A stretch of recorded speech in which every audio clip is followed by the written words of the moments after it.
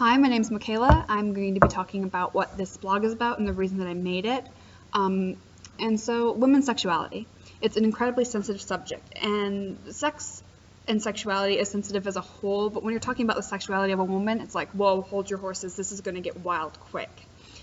So it's a bit of a taboo subject, I would even broach saying. I think we would be surprised at how taboo it can be in certain countries and certain places. And it's actually almost amusing if it wasn't so annoying, because a while back, a couple hundred years ago or so, women were considered to have a larger sex drive than men. So they kind of had to be held back. They kind of had to be protected. Their virginity had to be protected. And sometime throughout history, this got screwed up, and now it was considered that women had the smaller sex drive because they had to be protected because men were like all over raging with sex hormones or whatever. Women essentially weren't supposed to enjoy sex at all, and it wasn't natural if they did enjoy it, or if they did it at all for purposes other than to please her husband or for childbearing. We come to present day, where it's still quite common for it to be unnatural for a woman to enjoy sex, but it's pretty common for people to have sex outside of marriage and outside of a relationship and it's not terribly uncommon to find someone who's had a one-night stand. It's not even uncommon to find a woman who's had a one-night stand. But damn if she doesn't get punished for it. Even in today's society, a woman is considered one of two things: a slut if she has sex, or a prude if she doesn't. There's this quote out there, and I don't know who said it or whatever, but it goes along the lines of, a slut is what you call a woman who has sex, a prude is what you call a woman who doesn't, and a bitch is what you call a woman who doesn't want to have sex with you. And it's amazing and appalling that women get shamed for having or for not having sex. Women essentially get shamed for everything they choose to do or not to do, or everything they have no choice over doing or not doing.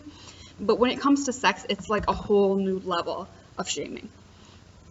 There's this author, Jessica Valenti. She's a great feminist. She's one of my favorites. And she runs feministing.com if you want to go check it out. And she's the author of multiple books about women and their rights and about feminism in general. One of my favorites by her is called The Virginity Myth. And I think it's very important, and I highly suggest reading it if you're all into sexuality, women's sexuality. But it's basically about the agenda and politics behind women's rights and reproductive rights and abstinent-only sex education, which I'm very interested in. And besides being very highly informative, it is incredibly interesting and well written. So I would just encourage you to read it if you're at all interested in that kind of stuff. Essentially what I really wanted to get into this video was my reasoning behind this blog. Not only have I been super interested in human sexuality over the past couple of years, and actually I would like to go on to get a master's in human sexuality and maybe even a PhD eventually, but also I'm a pretty hardcore feminist on top of it. To the point, I think, where my family and friends sometimes ostracize me for it, but, I like human rights, so I don't really care, But putting feminism and sexuality together just makes sense to me. Women are ashamed for the sexuality, and that's not even getting into sexual orientation, which I would like to talk about a little bit in the future. But I made this blog specifically for a women's studies class, for this project we have to do for it.